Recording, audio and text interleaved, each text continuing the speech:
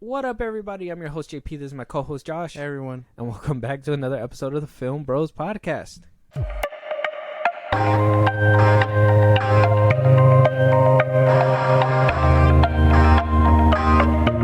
All right, y'all. So, beginning of a new week. I hope everybody's having a good week so far. I hope everybody's doing good. I know I'm doing good. Josh, are you doing all right? Yeah, I'm even though we, I know we just recorded that Little Mermaid review, and Yep. So if you guys want to check that out, it should be out actually this upcoming Saturday. Hopefully that didn't put a bad taste in your mouth, and hopefully you can get through these topics with me because we came out of that movie Yeah. a little distraught. For sure.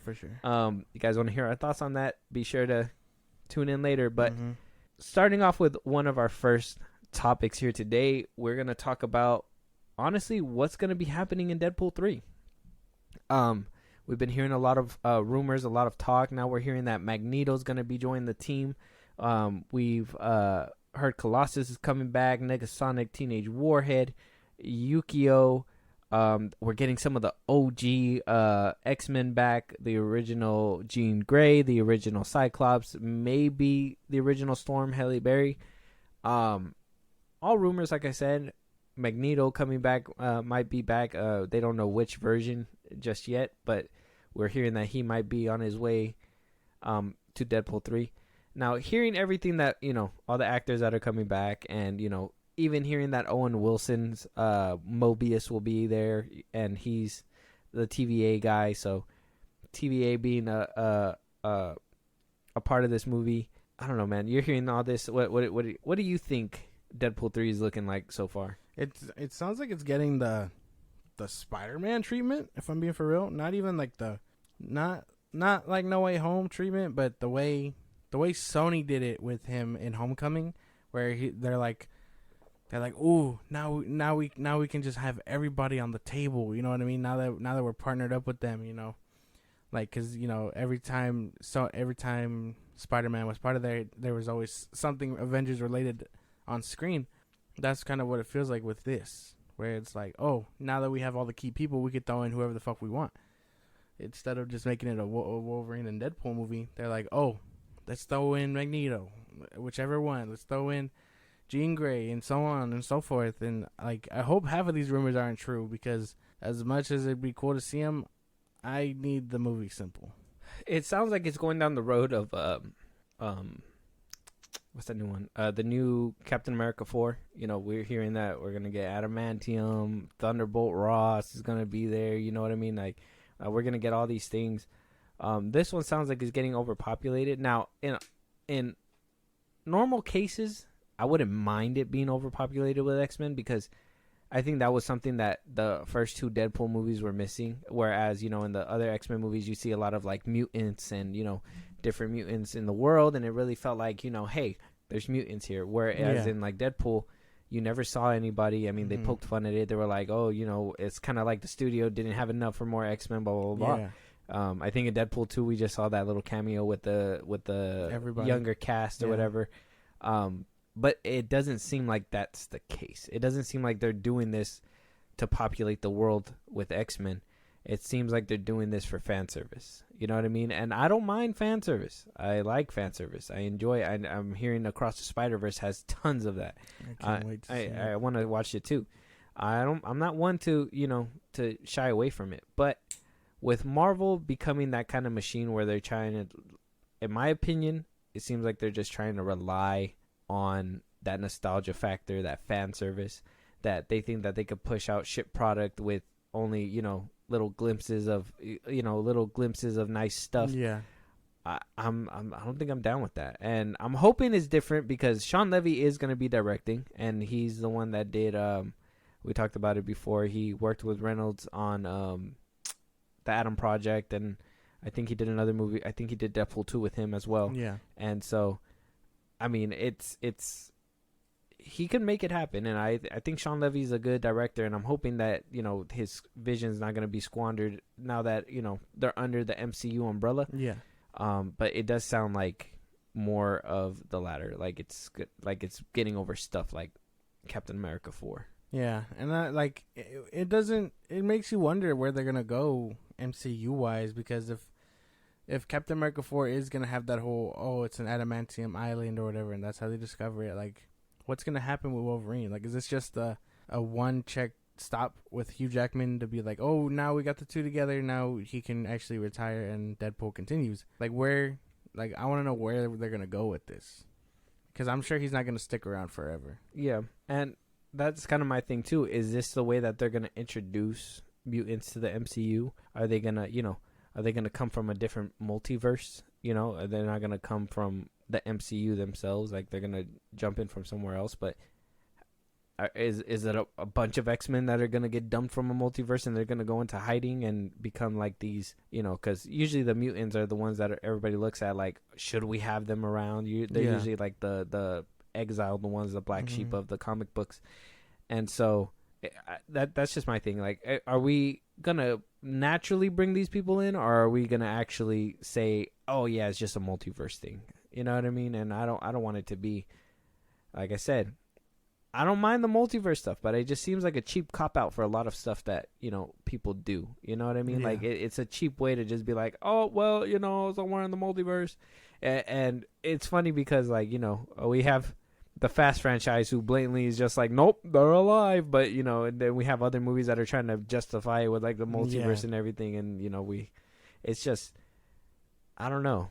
I don't know if the simple approach is what's needed here, or do we need a hard response or a hard answer? Like, are we going to be satisfied with that simple approach, or do we actually need that hard hitting stuff that says, hey, this is how they got here, and this is how they're gonna be here? You know what I mean? I don't need that cheap cop out. Basically, I don't know. It's something to be. I think it's something to be worried about for sure, because I just don't want this movie being a mess. I want them to keep what made the first two Deadpool movies like great. And I know it's kind of suffering right now from the writers' strike, but yeah, I hope this movie still does great and it doesn't end up like one of the earlier 2000 strike rejects. Yeah, because word on the street is that they're starting to film pretty soon, or actually they could potentially have started filming already, but Reynolds can't improvise and things can be changed. So whatever it comes out to, and that's it. So are we getting... Honestly, Deadpool, I think, is the most anticipated on the MCU roster than anything else.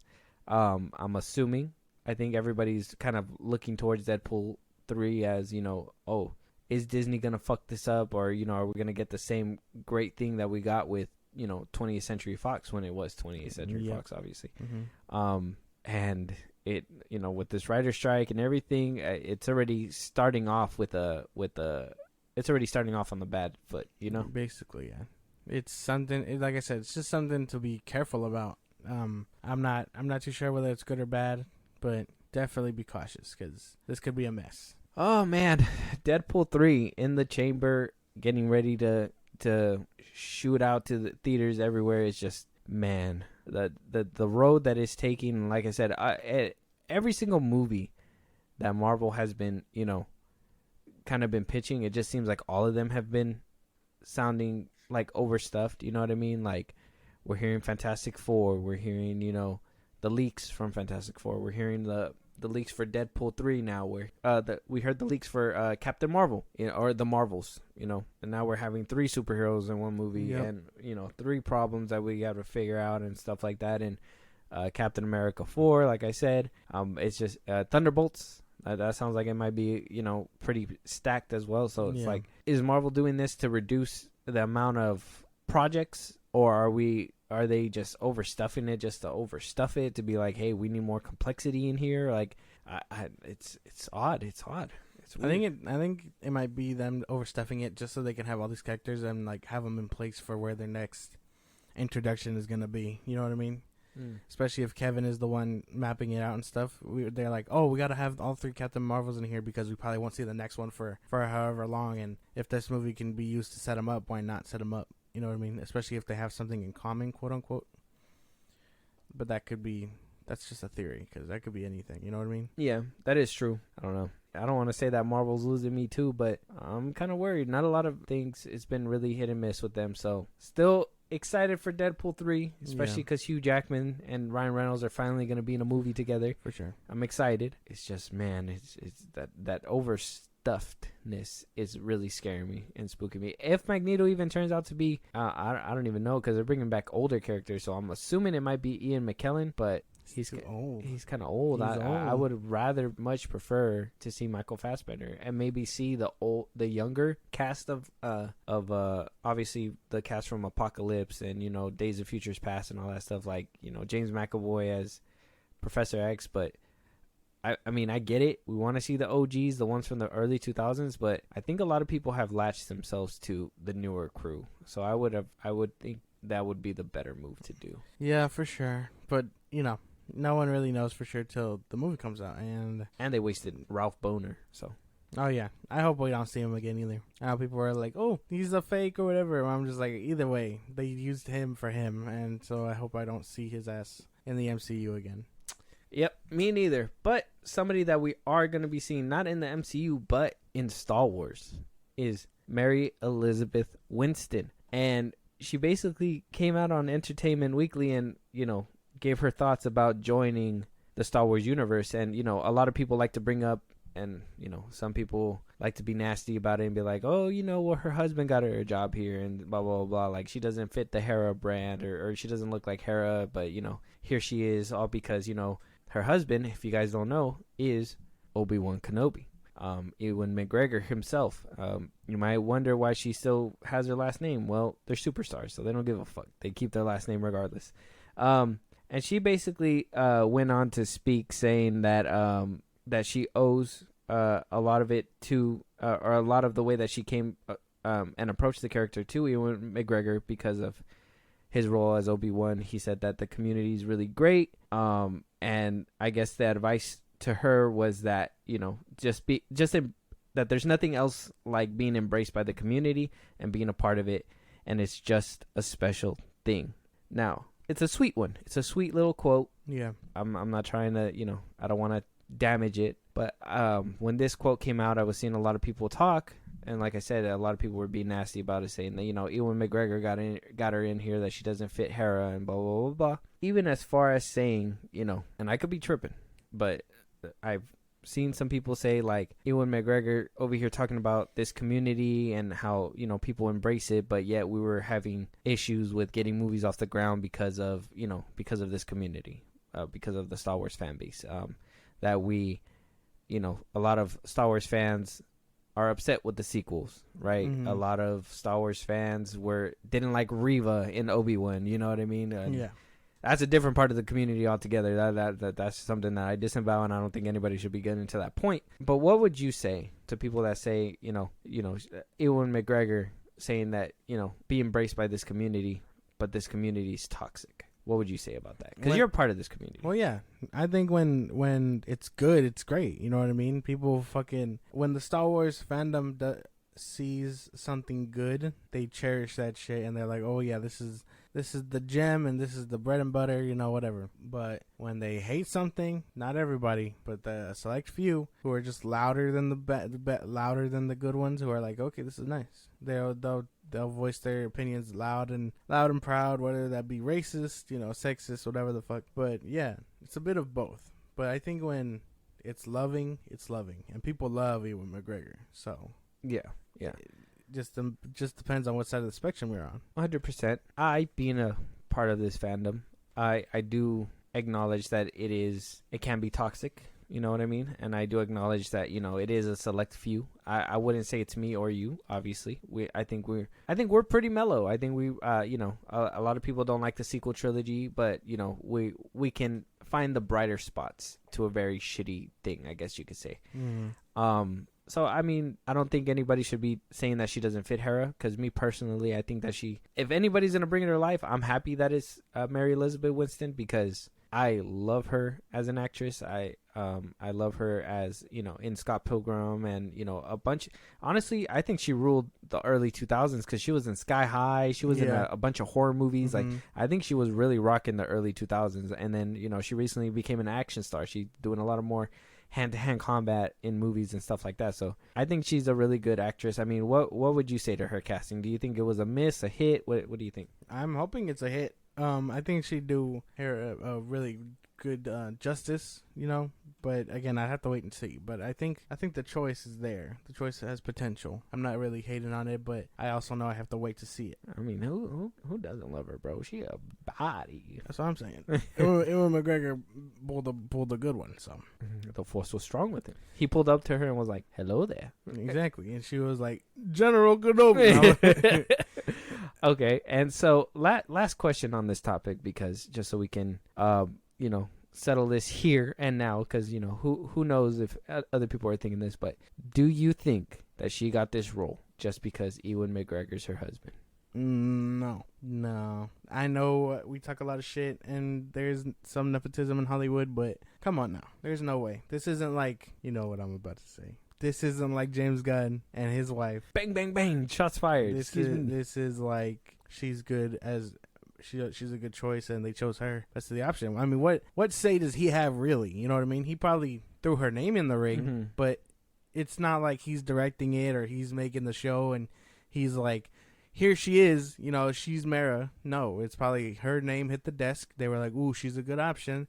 Let's do the whole process with her. I'm thinking that they probably contacted him and was like, hey, we're interested. Can we get her number, her agent's number or something? You know what I mean? Something. Yeah. Like I'm sure he wasn't completely out of the equation, but I'm sure that he wasn't pushing her like, here, take her, give her a job, because, I mean, she can get her own job. Exactly.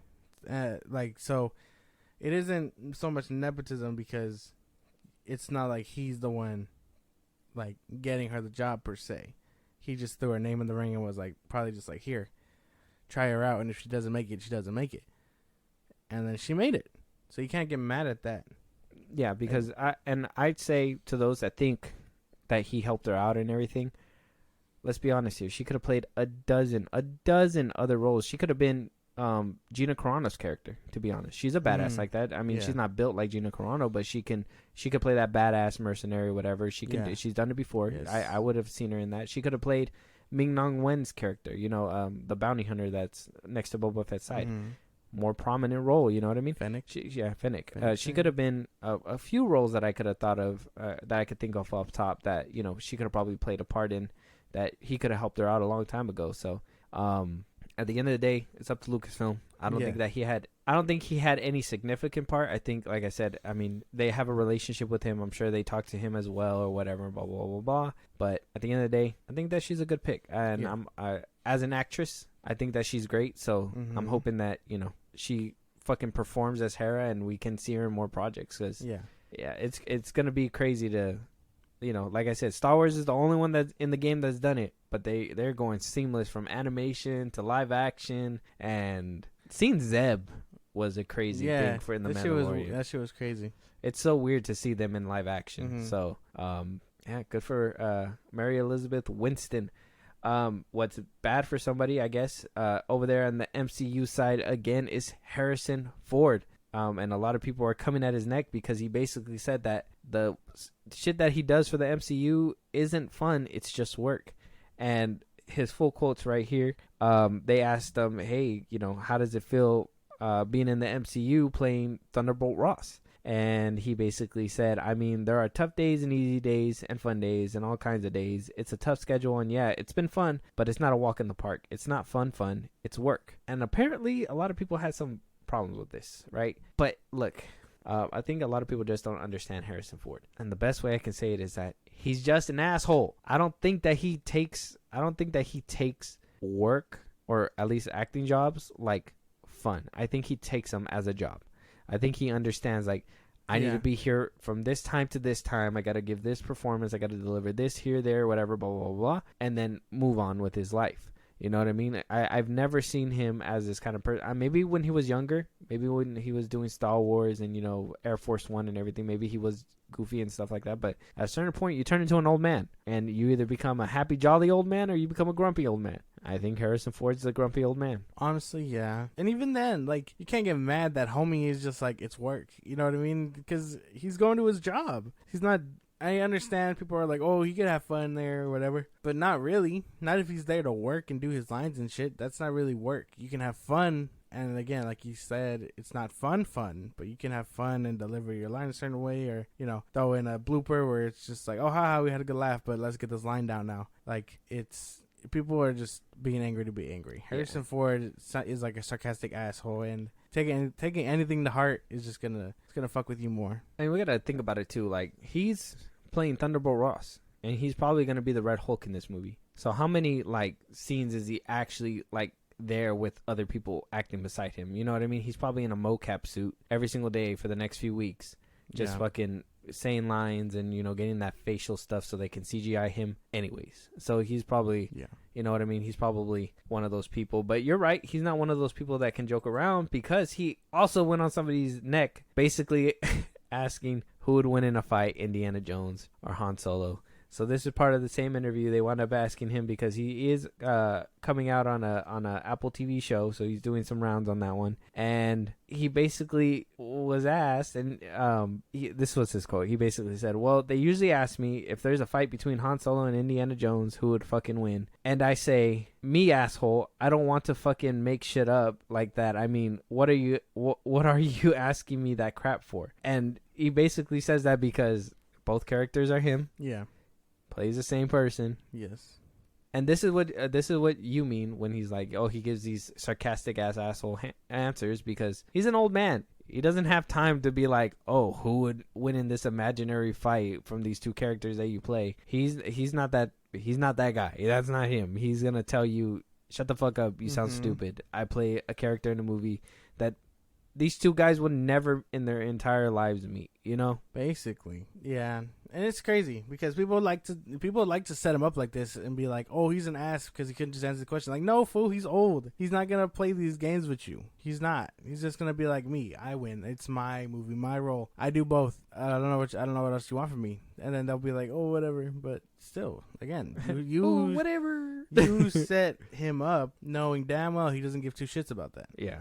Hell no. But I give two shits. Josh, who would win, Indiana Jones or Han Solo? Han Solo. What? Yes. What if Indiana Jones fucking whips the gun out of his hand? He's not going to do that. What if he hits him with a rolling ball? Where the fuck would he get that from? He did it in a movie. It's not... Yeah, because of the booby trap. It's not like he's going to have it in his back pocket. Here you go. Like it grows bigger and rolls. Yeah, no. I'm pretty sure it's Han. He shoots first. I don't know. His hand-to-hand combat's not really there, though. He shoots first. Yeah, but if he whips the gun out of his hand and he shoots and it misses, you know, who knows? Nah, man. I'll just say Han Solo because he has a blaster, though. I guess you're right. Only because he has a blaster. But I've seen Indiana Jones whip guns out of other people's hands before, so I don't know. I guess that's going to always be an imaginary thing. But at the end of the day, Harrison Ford is right. He's the one that always wins. And right now, somebody who's going to be winning, or actually not so much, is Tom Holland. Because on the red carpet for Across the Spider-Verse, and Tom Holland over here doing some promotion for his new show, The Crowded Room. On the red carpet, Amy Pascal basically, you know, confirmed a few movies that are going to be happening. She confirmed Miles Morales and the Spider-Woman movie is going to be coming out. And some people had some questions asking, you know, hey, will the writer's strike affect this? And she basically said that, yes, these movies are in development, but to show solidarity, they are not proceeding with anything right now due to the writer's strike. And so Tom Holland as well has echoed the same plea, saying that Spider-Man 4 is something that he wants to deliver. Amy Pascal as well said this is a movie that they want to deliver, but everybody right now is staying in solidarity. All conversations have been put on hold for the writers. We already know a lot of things are being put on hold. We have a lot of MCU movies being put on hold. We haven't heard anything from DC. As I said before, still nothing from DC. Nothing from Warner Brothers. We're hearing TV shows are being put on hold. We're hearing late night shows were put on hold. Now we're hearing Spider-Man 4 is now also likely to be put on hold. Is this a good or a bad thing? Are we good to wait for another Spider-Man movie, or are we starving for a Tom Holland Spider-Man movie? It's good for solidarity, bad for the fans, I guess. I think we could have waited for Spider-Man 4, but I know people are like, oh, it's been like what, 3 or 4 years since No Way Home. Mm-hmm. So people are just like, it's time. But I don't know. I don't know if it's necessary. That's my thing. I'm not too sure. To be honest, if Kevin Feige and Marvel had the balls, and if Sony and Marvel could just play nice 100%, I would have thought that they should have been fast-tracking Spider-Man. And I think so because, to be honest, I think Spider-Man should have basically you know how they had Robert Downey Jr. up and down, Marvel, to Mhm. basically connect and be that guy. Yeah. And same thing with Nick Fury. I think these movies need that. I think they need some kind of cohesiveness that's going to glue them all together. And who else better than Spider-Man? You know what I Yeah. mean? Spider-Man's the well-known brand, kind of like how Iron Man was. They made him into, something that everybody knows about. Spider-Man's already a well-known name. Sony refuses to give the rights so they should have had the balls to, try to negotiate to have him within these movies a lot more, show up here and there. I know we're hearing that supposedly we might see a cameo in the Daredevil show, but we still haven't heard anything about that yet. Due to the writer's strike, they are also on pause. I don't know. What do you think? Man, it's crazy that, again, it's funny that and crazy that the writer's strike just keeps affecting these projects. Ones that were in talks, ones that are already ready to be shot, ones that are pretty much down the pipeline but can't have production stopped. You know what I mean? So it's not just this Spider-Man one that's suffering, but good to know that they're doing it in solidarity. You know what I mean? That's good. Yeah. Not many, but all of them are just like, well, stop, and it's good that they are too, which they should have fast-tracked for sure. Because I understand we just had the last one in 2020 or 2021, right? Yeah. But his little hiatus really put us in a drought where we're just like no shade to all the other media where we got into Spider-Man, like the games or Miles Morales and, now Across the Spider-Verse. But there should have been another live action one by now. Yeah, we're missing out on a live action Spider-Man movie for the next I think the next Spider-Man movie is not going to come out till 2026, 2025, maybe late 25, 2026. That's if even they. If the writer's strike doesn't push him back. Strike, yeah. I mean, that means that we're going to be without a live action Spider-Man for what is that, 4 or 5 years? So, I mean, and that's too long. It's time for a reboot. I was about to say they time for a reboot. They didn't even let Tobey Maguire's last that long. You know what I mean? They rebooted it immediately with Andrew Garfield, and then came up with Tom Holland. So the fact that they would sit behind, and maybe they probably have Across the Spider-Verse to kind of have people chill for a little bit, but everybody knows live action sells more than animation. People love animation too, but live action just does better. I mean, I'm guessing the general audience would rather see something live action than animated. So, I mean, we're going to be without a Spider-Man for a while. Of course. But, I mean, I've waited this long. And, it's funny because, they would have rebooted by now. But they just haven't. Or they probably can't because of the writer's strike. Well, either which way, they're not going to reboot. Yeah. This Tom Holland is Spider-Man now. Regardless of what you think about him. He's 27. Did you see that? He just turned 27. Oh, no, I didn't. He is the same age Tobey Maguire was when he was Spider-Man. But he still looks young as shit. Yeah, well. He's going to... Tom Holland has a trilogy and cameos. He's probably going to be kicking ass in the college trilogy. Yeah, that's but what I'm saying. He's also going to be 30 and being Spider-Man technically. So, checkmate. And that's what he said that he didn't want. Exactly. Checkmate, you frog-eating motherfucker. No. Well, I mean, if this solidifies him as the Spider-Man, then that'll be great. I mean, that'd be... I wouldn't mind it. Tom Holland, I think, deserves to be Spider-Man. I think he does. He's been doing a great job as of lately. So this might make him the definitive Spider-Man. As for the other ones, like that what's her name, Greenlit, Silk in them. Yeah. Well, no. I mean, we knew about Silk and all that. We knew about Silk and Spider-Man Noir. They're going to Amazon. Madam Web. We're talking about the Miles one. Or we're talking about the Spider-Girl one, Spider-Woman. Because, I mean, Madam Web and Spider-Woman are in that live-action one, too. I want to know, because you saw the Miles one, right? You just told me about it, right? Do you think, without having seen Across Spider-Verse yet, do you think bringing him to live-action will do justice like these animated movies have? No. Yeah, I think... And I heard, obviously we're talking about it right now, that they're going to be doing a live action or whatever. No, because you can do a lot more in animation than live action. Yeah. And when you're in an animated movie, you at least know that you're living in their world, that's their parameters and stuff like that. You don't have to force people to believe that this is real. And I think that's an issue that the multiverse is having right now as well. That I think though people like the Flash, people are mostly gonna go for cameos and stuff, where everything else about that movie is gonna be confusing. At least in an animated movie, you can make that make sense, because they'll be like, well, this is a cartoon, this is make believe, whatever. Even though honestly, live action ones are make believe too. People for some reason want more realism out of it. And second, I think it's just turning heads away from the real problem, and that's that animation isn't taken as a serious medium. And that's a problem for me, because I think you can do so much storytelling. And I think some stories can actually be damn near beautiful in animation as well. But people don't give them a chance because it's animation. Yeah. Where, I think people should be giving it a little bit more chance. And I think box office and everything should show that, because, Super Mario did so well. And that's an animated movie. Mm-hmm. But that's because it's a well-known brand that everybody loves, that people are going to go in and watch over and over and over again. Spider-Man is a property that is so well-known. It's known from cartoons to live action.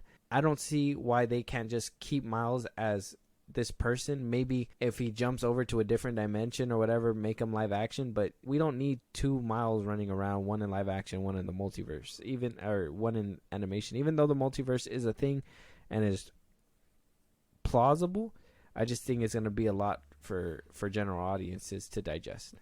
I guess that's fair. Yeah, that's crazy. It's a crazy way to look at it, because that was my thing too. I don't think you could capture what you've caught in animation in live action, like especially if Across the Spider-Verse is this phenomenal thing. Like I think you'd be wasting potential bringing them into live action. Yeah, it's kind of like what we were talking about for the Little Mermaid, is the whole translation to live action, and you're not going to be able to do or translate it as well, because I mean, let's be honest here, right? I think we kind of, in my opinion, I think we peaked with the web swinging in Amazing Spider-Man. I think Tom Holland does a good job, or whatever. They do a good job with his swinging or whatever, but I think the best one I can say was the Amazing Spider-Man with Andrew Garfield. Him jumping around, crawling the web as he's swinging, doing all that stuff. Like I don't know what it is. Sony's CGI department is fucking insane. I don't know how they do it every single time, but I think the kind of tricks that Miles does and everything like that, I think that'd be hard to put in live action. I think that'd be because you seen in the Spider-Man game, you see in the animation one that he does all these flips and tricks and everything like that, and it's Spider-Man does the same thing, but his is more standard, if that makes sense, where Miles is more remix and fluid, diagonal, doing this kind of flips, whatever, blah blah blah. Interesting. It'd be kind of different to translate it into live action. But it's interesting because they're doing a lot of these spin-offs, and I mean, I don't know if they're necessary, and I'm sure it's probably because of the success of Across the Spider-Verse, but we'll see how they turn out. We'll have to wait and see. But if you guys are waiting to see another Tom Holland led Spider-Man movie, you might be waiting a few years.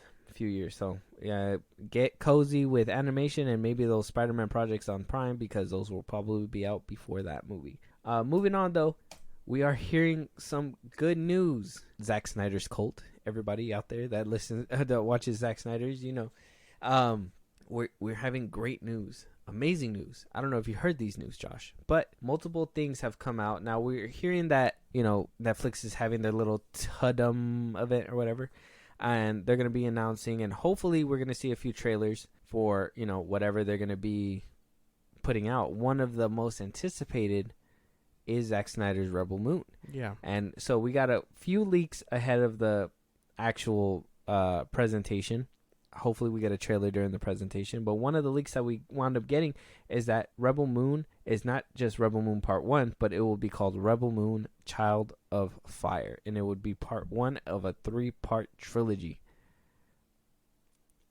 And that this is also accumulating, and this is coming from My Time to Shine, Scooper on Twitter, saying that multiple spin-offs are already in the works for this series. Damn, it worked fast. And for the cherry on top, for the last little tidbit, that this movie may not just be on Netflix, but might be making an appearance in movie theaters around the world. So we might be able to witness this movie in a way it could be intended by Zack Snyder to watch it on a big screen movie theater TV. A lot of information. What do you think about that? Oh, man.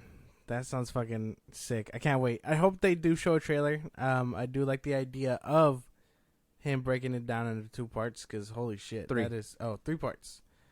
Because if he's making a hefty-ass movie, I'd rather him break it down and Netflix be like, yeah, we could... Trilogy. We can do this, you know. Spin-offs. Mm-hmm. Spin-offs.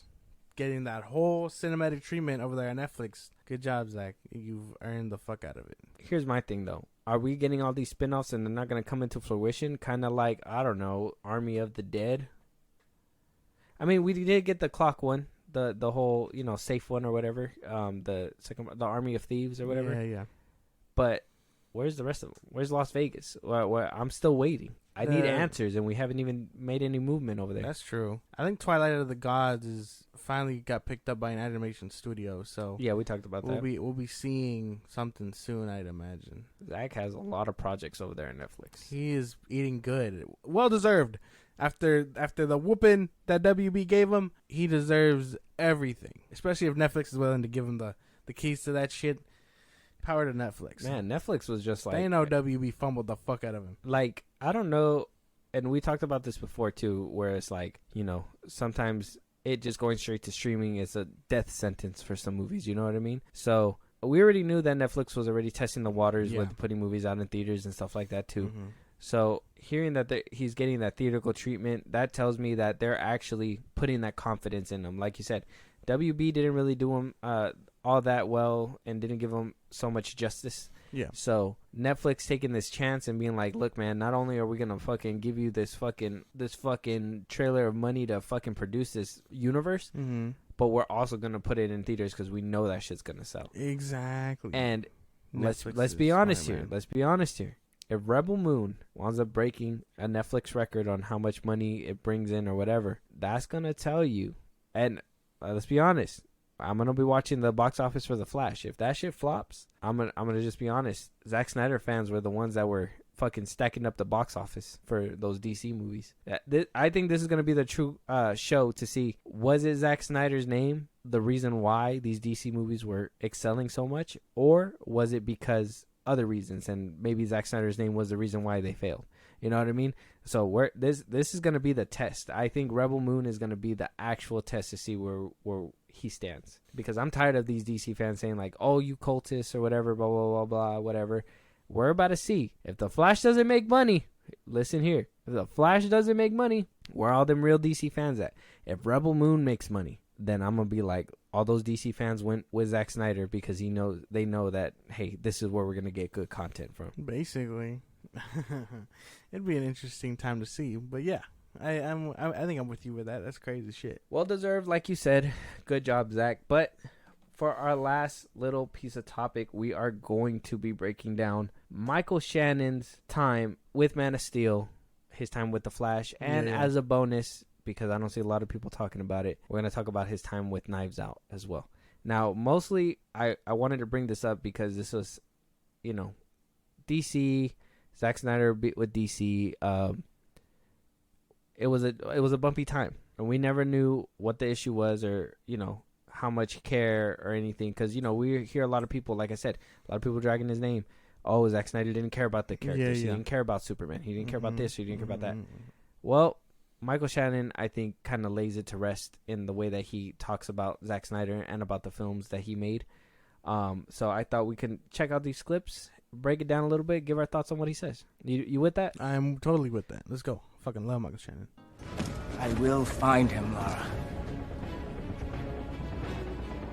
I will find him! Zack Snyder wants to meet you.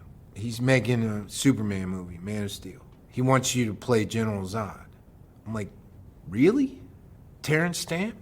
And I remembered, like, seeing those movies when I was a kid and being like, that man is the most badass man I've ever seen in my life. He scared the crap out of me. Your father stole the registry's codex and stored it in the capsule that brought you here. For what purpose? So that Krypton can live again. I would argue that Man of Steel is, in a way, a significant story, like culturally, not just an entertainment thing. Because at the end of the day, what it was about a civilization, right, that ruins their own planet. I've never heard of that before. And then decides, well, the solution to that is to go to another planet and take it, and then we'll just go live there. And I thought, yeah, this story is important. It was a totally different take on Zod. Terrence Stamp was just mean. He was just being mean to everybody. And Zod was like, look, my job is to protect my civilization. Like that speech that he has, and now I have no people. Like, I thought that was, like, beautiful and heartbreaking. But I also just like Zack so much.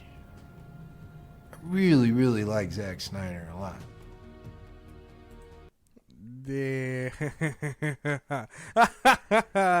Awesome.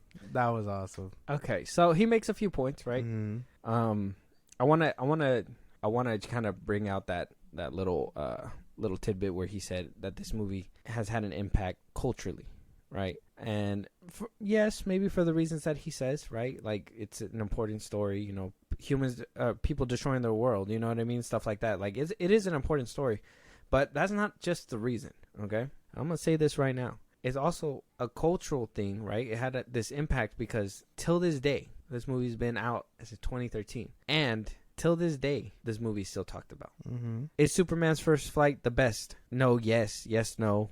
Should he have snapped his neck? Yes, no, yes. Should he have done this? No, whatever. Did Henry Cavill portray emotion? Is this a dark and gritty take on it? Is it too dark? Whatever, blah, blah, blah. Till this day, this movie is completely talked about. That scene where he gets pushed and he ruins the dude's truck. That scene. Oh, Superman would have never done that. But yet, Christopher Reeves spun the shit out of this fucking dude that was just talking shit to him at one point. You know what I mean? Like, this movie has such an impact that people don't know whether it's good or bad. People refuse to acknowledge the best parts of it and just would rather pick at the little things. Oh, you know, it wasn't happy. It wasn't this. It wasn't that. Yeah. Like, I think this movie changed a lot of people's perspectives, whether it was for the good or whether it was for the bad.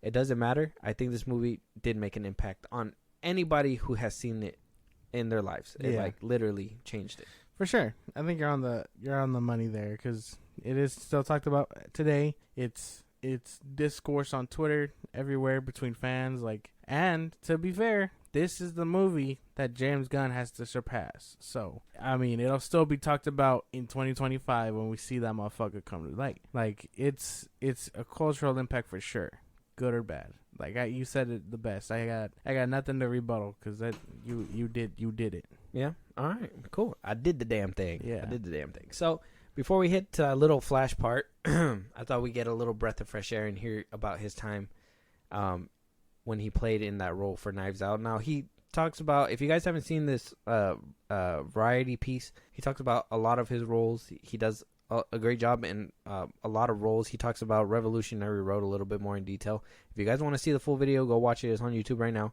But I just thought we splash it down real quick, rinse the palate before we get into the flash, because this is where you're probably going to go crazy. But let's hear this part first. After everything that you put this family through for the last 10 years, that any of us are going to support you. That any of us are going to give you, like Dad liked to say, a single red dime. You're nuts! Rian Johnson is just so much fun to work for. We didn't have a talk about improvising necessarily. I mean, the script as is was beautiful.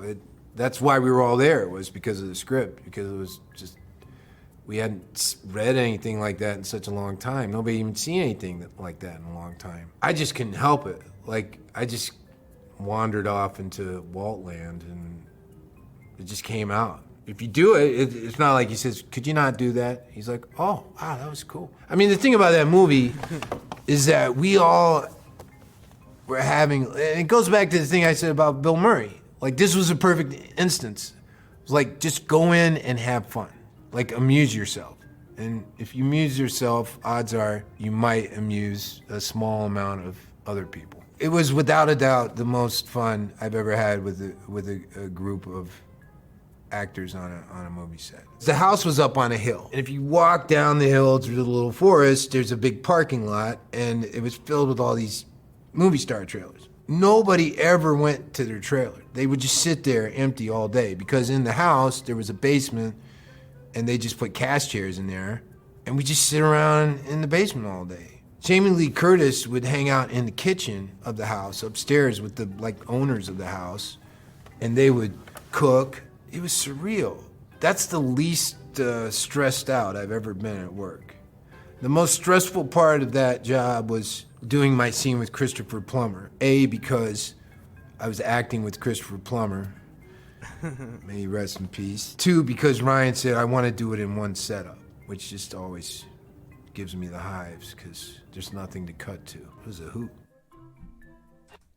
Yeah. So this one is just a little interesting tidbit. I like the way that Michael Shannon talks about in this interview. Like, he talks about his roles, and like I said, we're gonna talk about the Flash right now because he's gonna bring it up. But I think with this one, it's great. It shows, like I said, in other instances too, he talks about how much fun he has in these movies. But Yeah. Knives Out especially, you could tell like everybody on that cast had a great time. And Michael Shannon, when he's able to play this unhinged character, it's amazing. I think he does a great job as an actor. Yeah, I like the way he talks. I like how he isn't just talking about his role. He's talking about everyone involved, and then he talks about what the directors liked, and like when he was like, I just really like Zack Snyder. Like, you can tell he takes pride in his work and he enjoys the fuck out of it. You know, it's not like Harrison Ford where he's like, oh, it's a job. Like, like no, you can tell he enjoys it and the people he's around with. And it's a lot of like, what do they say it? If you like what you're doing, you'll never work a day in your life type shit. Like, you can tell that's what it feels like for him. Yeah, that's a good comparison. Like, it's a good contrast from like Harrison Ford, who goes into work like, hey, this is an 8-hour gig, let me make sure that I do my job right. Whereas, you know, you have other people like Michael Shannon, who, I'm here to have fun, I'm here to do my job, but I'm here to have fun too, you know what I mean? And if I can pick and choose who I want to work with, and I agree with them and we're good, I you know, it's always great. So yeah, interesting little tidbit. But let's jump into the Flash, because this is where it gets interesting. It was a very organic thing. This world must die. So the Flash comes around. As I recall, at the end of Man of Steel, Superman breaks my neck and kills me, which was the cause of much consternation among some fans, because Superman's not supposed to kill people. But I say to Superman, it's either me or you, so he has to do it. So then I get this call. I'm like, they saw Man of Steel, right? My manager's like, yeah, they saw Man of Steel, but it's different. I'm like, what is it? It's a multiverse. I'm like, I don't know what that means. I was very upset by what happened to Zach on the Justice League and all that. Here, before we jump into that part, let's go over what he said right there in that little part, because this is a big section. So let's go over that first. What do you think about what he said? I heard you say boom. He's fucking right. I'm so glad he didn't just be like, oh, well, like, he could have brushed it off, and then he could have been like, oh no, they're right, he could have done this and that. No, I am so glad he stuck by his role, his character, and everything. He was like, I said it was him or me, so he was right, and perfect. That is everything. If you can't take it from the actor himself, you were not paying attention to the movie. You're just biased. You got something in you that is ugly, and that's it. But he said it perfectly. I love Michael Shannon. Yeah. Well, and you would hope that would put it to rest, but you know, a lot of people are gonna take it in a different way. I could play devil's advocate and be like, well, he said it like that, but you know, what if it was just in the script and he had no choice? It was either that or that. So, I mean, there could be different instances, but I think you're right. He said it himself. It was him or Superman. So he had to do what he had to do. So all this. He understands Superman's not supposed to kill, so he acknowledges that. But at the same time, he tells them, "Hey, it is what it is. This is what you gotta do. What's supposed to happen." And then him talking about the multiverse and everything right now, like when he was like, "What is that?" and they just cut over to, you know, Zach's Justice League thing right now that we're gonna talk about. To me, that just shows that he was disinterested since the jump. Like he was just like multiverse. Like, am I supposed to be here? You know what I mean? Like it just seemed like disinterest. It feels more like confusion than disinterest. Mm-hmm. Like he's kind of a seasoned actor now. You know what I mean? So this concept is kind of like, what the fuck is a multiverse? You know what I mean? Mm-hmm. Other than, you know, casual conversation of being like, hey, do you think another version of you exists? You'd be like, yeah, but like to go in depth, it's crazy to think about. But I think that's what it sounds like to me. Just confusion, where he's just like, well, I've never heard of that before. So if I'm dead, how is this gonna work? And then, you know, they explain it over the phone like, nah, they want you back because of the Flash is going back in time and so on and so forth. But I don't know if they talk about it here. So Yeah, we'll see. Let's keep moving. It's a multiverse. I'm like, I don't know what that means. I was very upset by what happened to Zach on the Justice League and all that. It didn't feel right to me. Now, I know I probably don't know all the sides to the story. I should probably just keep my mouth shut. But like I said, I really, really, really love Zach and really appreciated that opportunity. But then I talked to Andy, who's also a lovely guy and very, very creative and fun. And, you know, I said, hey, you know, I would really feel awkward about doing it without Zach's blessing. So until I get that, you're just going to have to wait. So I reached out to Zach, and he gave me his blessing and said, it's okay. Go, you can do it.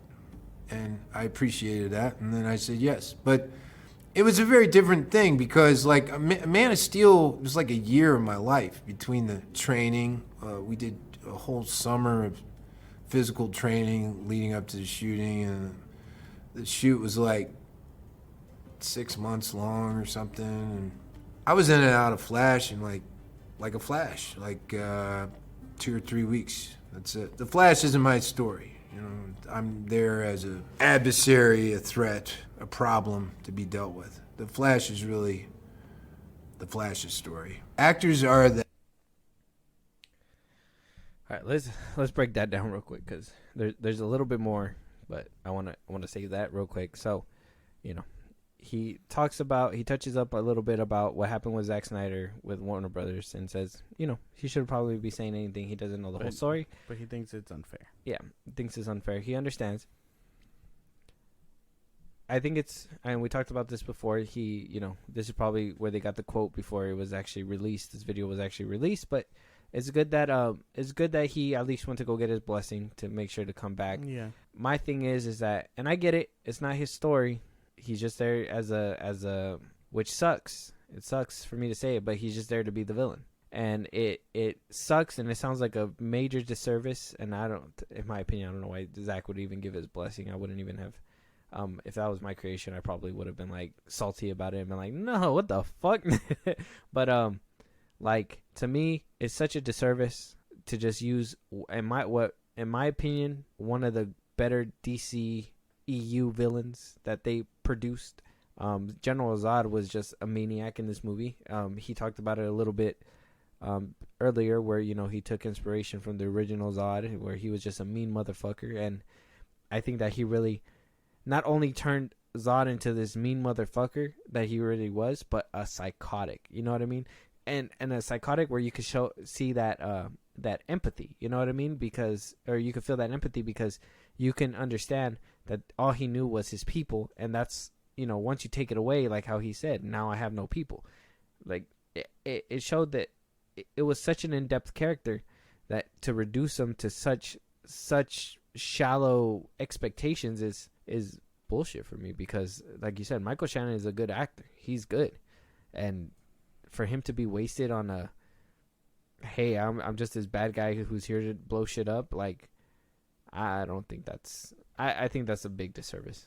Yeah, I can agree with that. You know, I as much as I think I'm like the Flash, I this is one of the things like I am having trouble grasping. You know, they threw away development, his character. You know what I mean? It's, while I understand the reason why the Flash is taking the fight out of Metropolis, Zod being there is a real big character development for the people of Metropolis and Superman and, you know, everyone else involved. I think, oh, and Zod, by the way, just so I don't skip over that, he was willing to decimate fucking Metropolis to get his fucking way. So it's clearly a disservice. I agree with that 100%.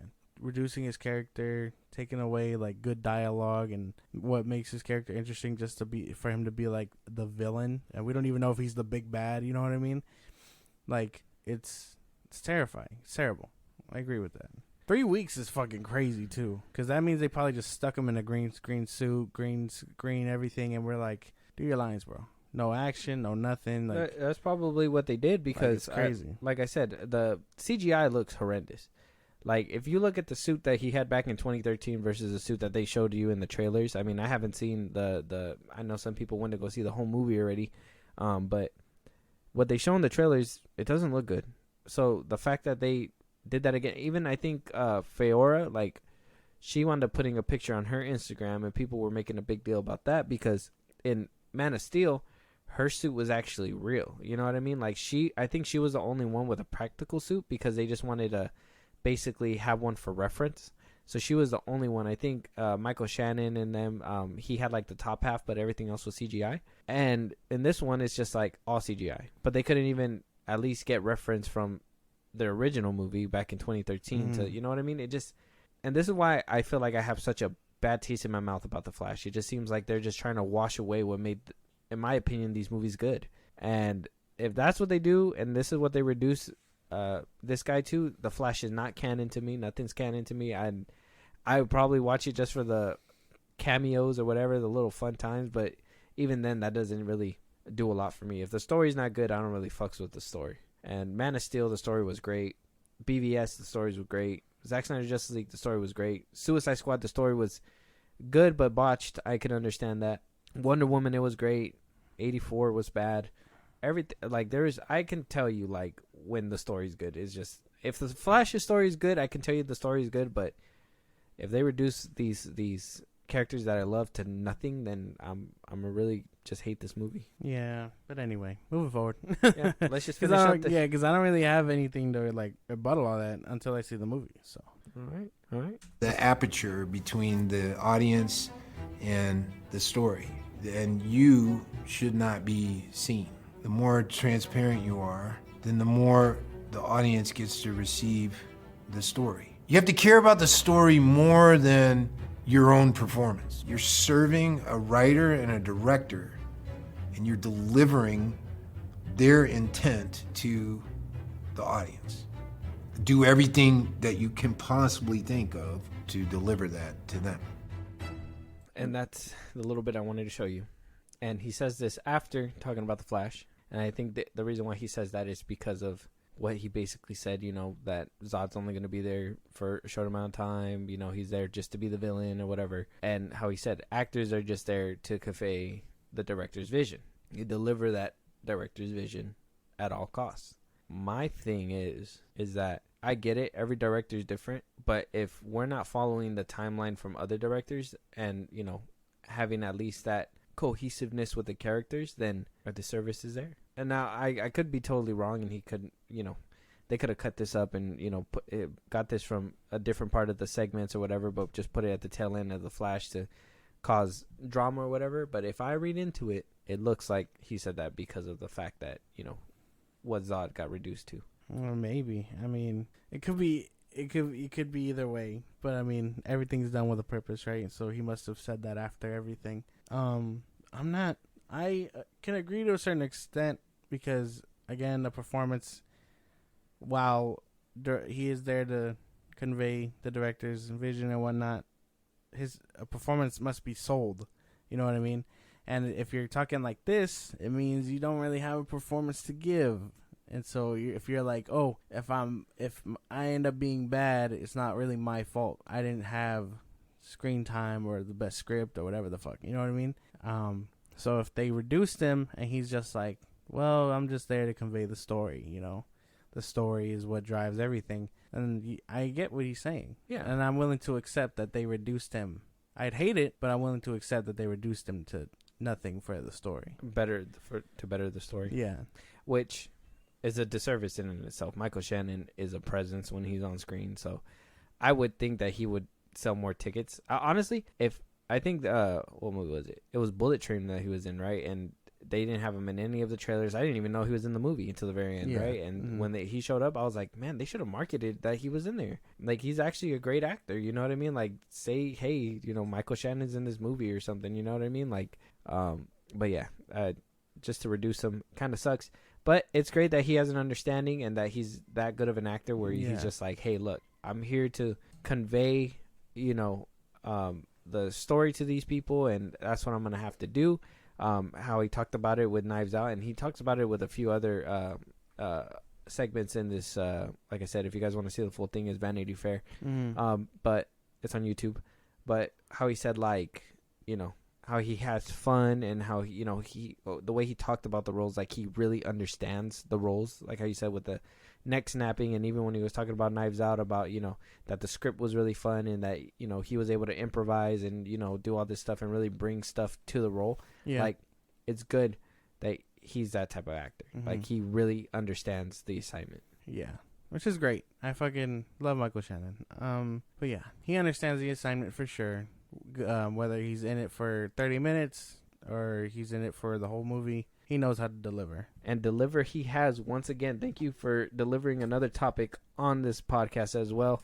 But with that being said, this is going to wrap up today's episode. If there's anything that we didn't talk about, something that we should have been speaking of but we didn't, any movies you guys want us to review, you want to support us in a big way, Josh, let them know where they can let us know. Twitter, TikTok, Instagram at FilmBros Podcast. We post when new episodes are up, and you can engage with us there about any news or movies you want us to cover. Listen to us on the go at Spotify, Apple Podcasts, or anywhere you get your podcasts, because we are on a couple more sites, so go check us out there. If you want to support us in a big way, Buzzsprout, links are in our bios at the socials I just gave you at FilmBros Podcast. When you subscribe, you get perks and shout-outs on our episodes. When not all that's said and done, subscribe to our YouTube at FilmBros Podcast. Yeah, and with that being said, we'll talk to you guys on the next one. Talk to you guys later.